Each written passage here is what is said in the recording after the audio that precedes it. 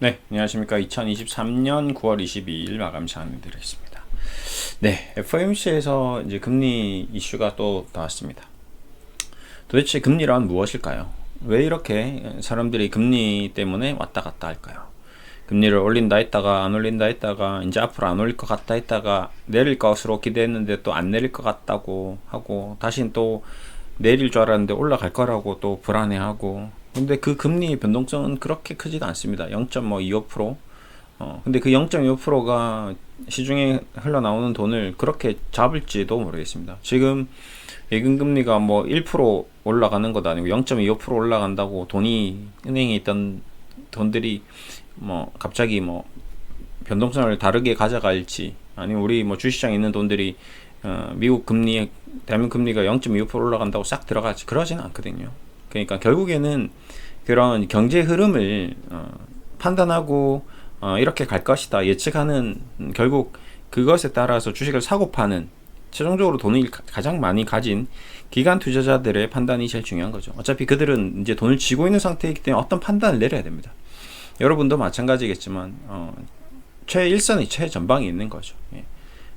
경제, 금리, 뭐 국가 정책, 미국 경기 흐름, 글로벌 경기 흐름, 우리나라 경기 흐름, 우리나라 정치 상황, 앞으로 정책, 모든 것들을 다 보고 결국 버튼을 누르는 사람은 펀드 매니저들입니다. 그러니까 그들이 가장 센시티브한 거죠. 애널리스트들은 쉽게 말하면 훈수 두는 사람이고요. 펀드 매니저들은 바둑 9단, 조은현, 뭐 이창호 같은 사람인 거죠. 걔네들은 옆에서 뭐 해설하건 말건 일단 떠야 됩니다. 떠서 이기든지 지든지 승부를 보는 사람들이거든요. 예. 그러니까 그 승부를 보는 사람이 가장 경지에 올라 있는 사람이 맞죠. 그래서 펀드 매니저들이 가장 경지에 올랐다라고 얘기하는 거고, 그 다음에 이제 개인 투자자들도 이제 경지에 올랐는데 대규모 자금을 운용하지 않을 뿐 경지에 오른 사람들도 있습니다. 예, 차이는 이제 소규모 자금을 가지고, 내 자금을 가지고 경지에 오르는 사람도 있고요. 그 다음에 대규모의 자금을 가지고 경지에 오르는 사람도 있습니다. 내 자금을 가지고 많게 1, 200억 굴린다 해봤자 주식을 뭐 몇 개나 사겠습니까? 근데 몇 천억, 몇 조씩 굴리는 사람들은 주식을 뭐 1, 200개씩 사야 되거든요.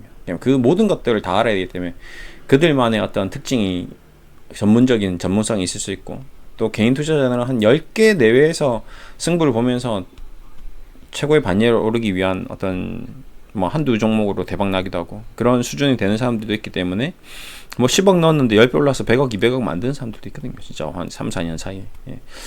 그들만의 어떤 테크닉이 또 있을 겁니다. 어쨌든 그거는 그런 얘기고, 어차피 금리냐 뭐냐 이런 게 중요하지 않다. 오늘도 결국 이래서 마지막으로 어떤 주식은 사고 어떤 주식은 팔았냐 하거든요. 금리가 올라가든 떨어지든 변동성 바뀐 건 없잖아요. 올라가지도 않았고 떨어지지도 않았는데 앞으로 떨어질 것이다, 앞으로 올라갈 것이다. 그래서 어떻게 할 건데, 이 주식은 샀고 이 주식은 팔았다 하거든요.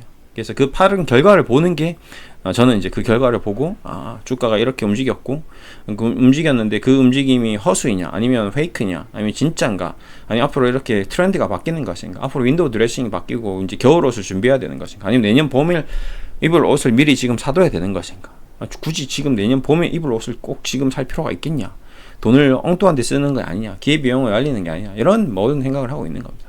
아니면 내년에 입을 오리털 바꿔, 내년 올겨울이 아니고 내년 겨울에 입을 옷을 살 필요는 없는 거잖아요. 그렇죠?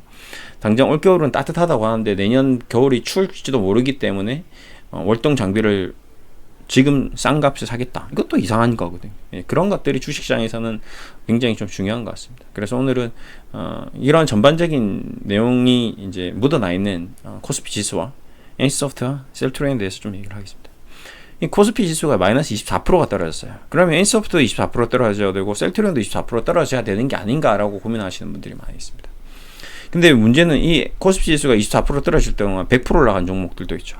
어떤 종목은 20% 떨어진 종목도 있고, 코스피 지수와 정확하게 똑같이 24% 떨어진 종목도 있고, 50% 떨어진 종목도 있고, 78% 떨어진 종목도 있습니다. 그러니까 도대체 무엇인가, 이게 왜 그럴까? 그러면 우리는 코스피 지수를 왜 보는가? 무의미하지 않나 뭐 생각을 할 수도 있습니다. 코스피 200 지수도 마찬가지로. 이제 그런 것들을 이제 아까 얘기했던 이제 기관 투자자나 펀드 매니저들은 이 코스피 200 지수나 코스피 지수를 계속 추정하거나 흐름을 봐야 되죠. 왜? 내가 가지고 있는 포트폴리오가 마이너스 20% 코스피 지수 떨어지는 동안 10%밖에 안 떨어졌다. 그럼 선방했거든요. 그러면 이제 합격점을 받고 이제 월급을 많이 받는 거고요. 코스피 지수가 24%나 떨어졌는데 10% 수익 났다. 와, 박수. 인센티브 더 받는 거죠. 와, 최고다. 훌륭하다. 근데 코스피 지수가 24% 떨어졌는데 내 전체 포트폴리오가 40% 떨어졌다. 야, 집에 가라. 너는 굳이 할 필요가 없다. 이렇게 되는 거거든요. 그러니까 그 과정에서 이 코스피 지수와 이 개별 종목의 움직임이 막 변동성을 보이는 겁니다. 그러니까 소위 말해서 인소프트를 가지고 있었던 펀드 매니저들은 지금 집에 갔겠죠. 이제 집에 갔을 겁니다.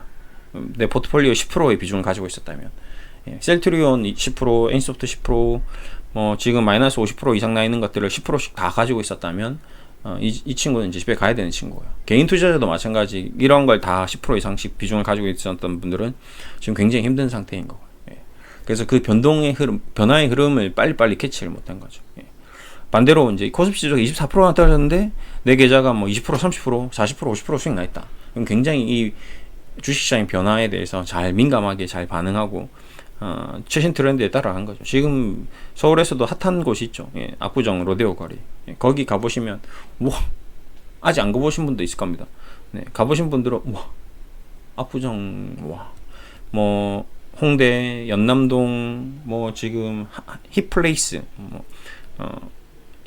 힙당동 이런데 과거에는 굉장히 이상했던 핫했는데 한 20-30년 조정을 받고 완전히 망가졌다가 다시 살아나는 동네가 있죠. 홍대도 지금 연남동도 마찬가지겠지만 거의 반지하 빌라를 다 개조해가지고 완전히 무슨 지하 동굴 체험하듯이 싹 들어가면 뭔가 카페가 나오고 음식점이 나오고 술집이 나오는 정말 드라마틱한 그런 곳이 나옵니다. 홍대에 그 디자인했던 친구들이 젊음을 누리면서 술 먹고 놀고 돈 벌었고 그 자신의 아이디어를 그런데 이제 쏟아부으면서 리모델링을 해버린 거죠. 저도 처음 보는 그런 인테리어입니다. 근데 어쨌든 그렇게 핫해졌고 그게 이제 다시 압구정으로 가고 신당동으로 가면서 이제 새로운 힙플레이스가 되는데 이제 주식시장도 이제 마찬가지인 거죠. 그런 이제 힙플레이스가 돼서 지금 핫한 종목이 힙한 종목도 되고 힙한 종목이 핫한 종목도 되고 핫했던 종목이 지금은 이제 넉마주가 되고 볼품 없는 주식이 되고 아무도 찾지 않는 곳이 되기도 하고 그렇게 바뀌고 있습니다. 지금 우리가 늘 갔던 동네가 지금 굉장히 이태원 같은 경우는 지금 최악의 상황을 겪고 있죠.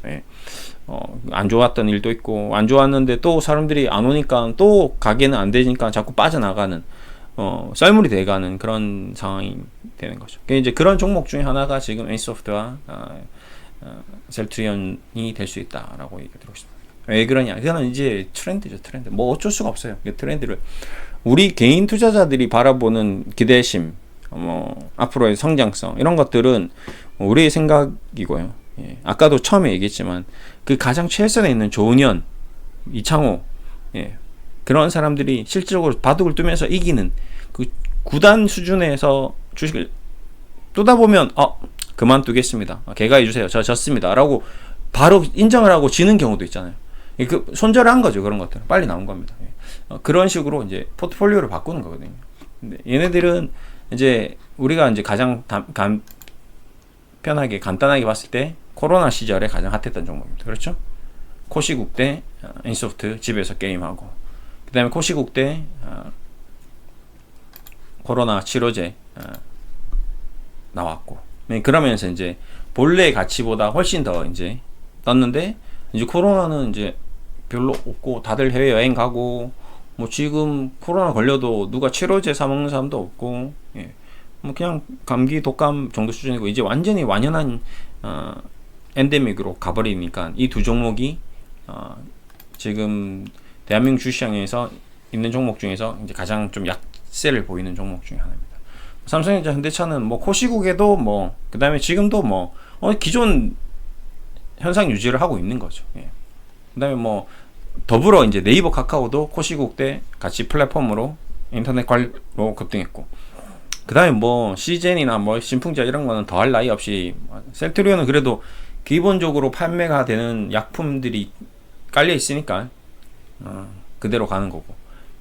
근데 이제 엔소프트가 지금 최근에 게임 관련돼서 매출이 이제 급감하고 3분기 실적에 대한 우려감이 또 나오면서 오늘 또 거의 신저가가 나왔고요.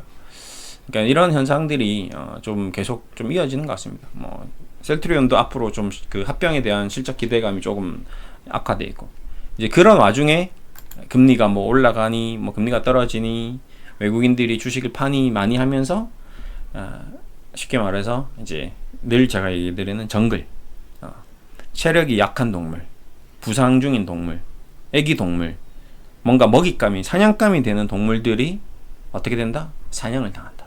예. 안타깝죠. 예, 안타깝습니다. 예. 이 정글이라는 곳이 그런 곳이죠. 예. 주식시장이라는 곳이 건강하고 힘이 좋고 돈을 잘 벌고 뭔가 힘이 넘칠 때는 그냥 현상 유지는 합니다. 뭐 그렇다고 막 주가가 폭등하지도 않아요. 예, 않아요. 웃깁니다. 그래서 폭등도 안 합니다. 걔네들은 그냥 현상 유지만, 그냥 사자는 그냥 사자일 뿐이에요. 걔는 건강해도 사자고 안 건강해도 사자인 거죠.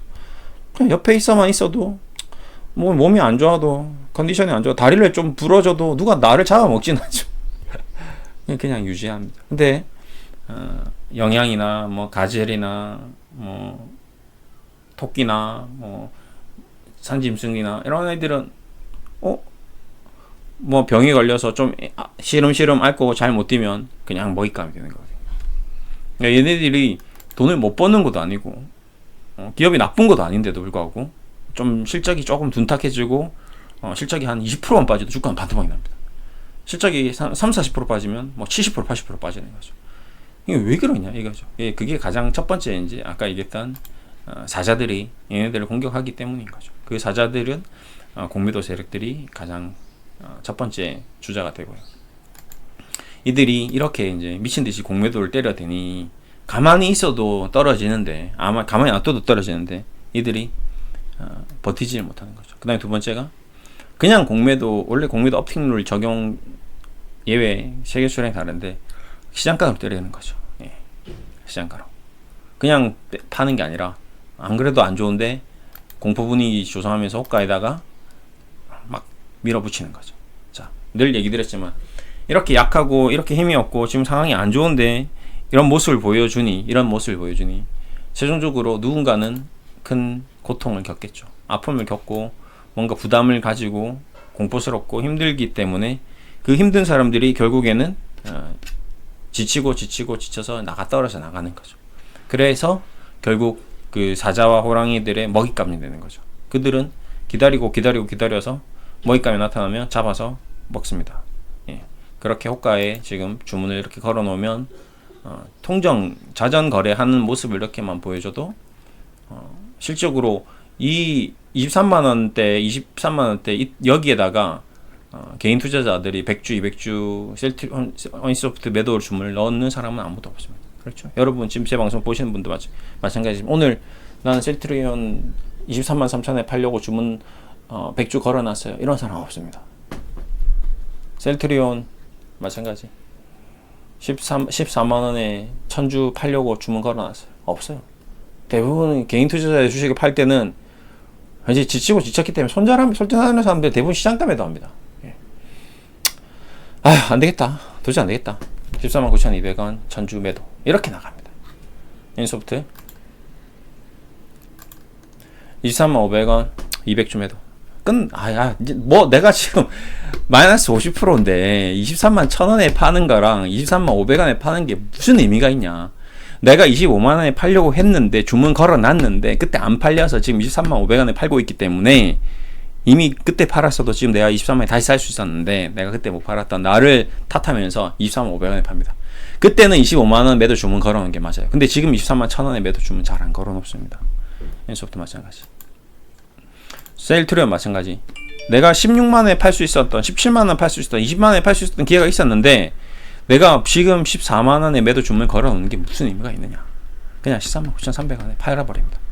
예, 이렇게 손절치고 나가는 사람들이 있죠. 지치고 지쳐서. 그게 이제 오늘 보면 이 매도 물량이 개인 물량 12만주 10만주 이런 물량들이 결국에는 매도를 치고 나갑니다. 그러면 그 매도 치는 물량을 받는 사람은 누굴까요? 예, 바로 공매도 세력들이죠. 저 멀리 20만원 30만원에 셀트리온 공매도 쳤던 사람들이 주문을 받쳐놓고 기다리고 있는 거죠. 그러면 수익 실현 하는 겁니다. 실적으로 셀트리온이나 인소프트 공매도 잔고 수량을 체크해보면 변화가 별로 없어요. 웃긴 거죠. 예. 실적으로 공매도 누적 잔고는 공매도 거래 대금은 계속 뭐 미친 듯이 있지만 실질적으로 셀트리온이나 N소프트도 공매도 누적 잔고는 오늘 보시면 여기 보시면 공매도 현황이 보면 거래량이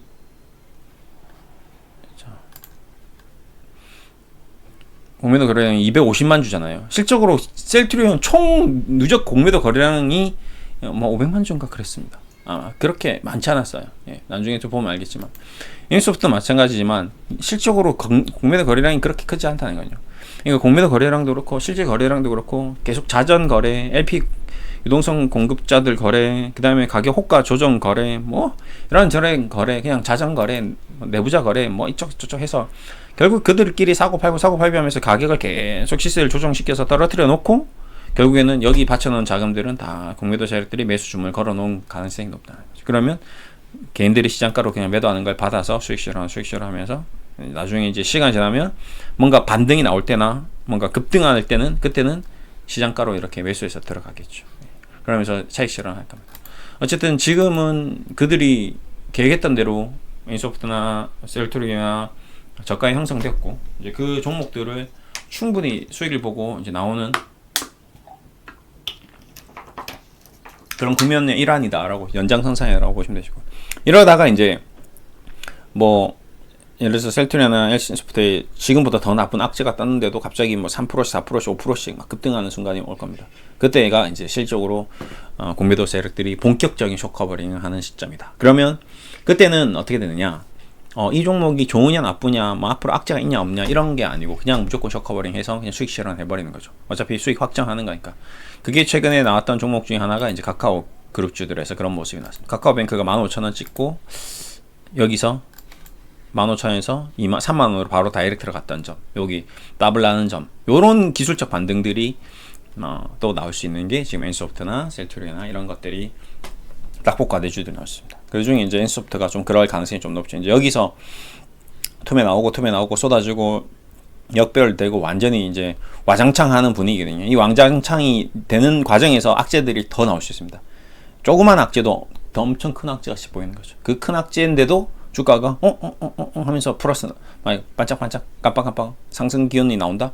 그러면 거기서부터 다시 50% 100% 또 반등 나올 수도 있는 그런 기술적 반등 모멘텀이 생길 수도 있습니다. 그거는 기술적인 부분이기 때문에 정확성 전혀 없습니다. 그러니까 과거에도 현재도 그런 심리적인 흐름 때문에 그랬던 적이 있었다. 카카오도 카카오뱅크도 카카오페이도 마이너스 70% 80% 찍고 그런 현상이 나왔다. 이런 얘기를 드리는 거지. 그 가격이 얼마이냐, 20만원이냐, 18만원이냐, 23만원이냐는 저도 알 수가 없습니다. 이 23만원짜리가 진짜 15만원 찍고 아까 30만원 갈 수도 있는 부분이고요. 네. 웃긴 그게 주식이죠. 바닥을 알 수 없는 게. 이마트도 지금 7만원입니다. 이마트가 7만원 찍을 줄은 누가 알았겠습니까? 지금 30만원 갔다가 이마트 장사도 잘 되고 뭐 지금 가면 뭐 아무 문제 없는데 고점 대비는 마이너스 78%입니다. 이렇게까지 떨어질 줄 누가 알았겠습니까? 근데 이게 이러다가 7만원, 이러다가 어영 하다가 5만원 갈지 또 아무도 모르는 거거든요. 5만원 갔다가 10만원 반등 나올 수도 있는 거고. 그 바닥을 알 수가 없기 때문에 주식이 어렵다는 겁니다. 그걸 아는 자가 있으면 이제 신이라고 불리겠지만 그 아는 자는 세상에 아무도 없다. 이건 어쩔 수 없는 부분이죠. 기관 투자자 세력, 뭐 개인, 모든 외국인 다 합세해서 뭐 정영진도 보고 있겠죠. 79,000원 진짜 싼데. 이건 내가 사야 되나? 자기 돈을 갑자기 사버리면 어떻게 되겠습니까? 그 다음날 뭐 10% 올라가겠죠. 그러다가 이제 공매도 세력들이 쇼커링 뚱뚱뚱뚱 들어오면 7만원짜리가 10만원 가는 거겠죠. 그 타이밍을 정확하게 알 수가 없기 때문에 주식이 어렵다는 겁니다. 그래서 그런 것들을 이제 배제하고 분할 매수를 한다든지 분할 매매를 한다든지 뭐 여러 가지 포트폴리오 중에서 예를 들어서 뭐 피터 린치 같은 경우는 가장 위대한 기업들 10개를 뭐 그냥 100개를 그냥 1억이면 100종목 그냥 동시에 동일 다발적으로 그냥 와장창 산다든지 이렇게 뭐 이상한 행동을 하고 한 10년 내버려 두면 어떤 종목은 뭐 300% 1000% 2000% 올라가는 종목도 있는 거죠. 위대한 기업일 경우 안 망한다는 보장에 이마트에 있는 뭐 모든 자산을 다 매각하겠다.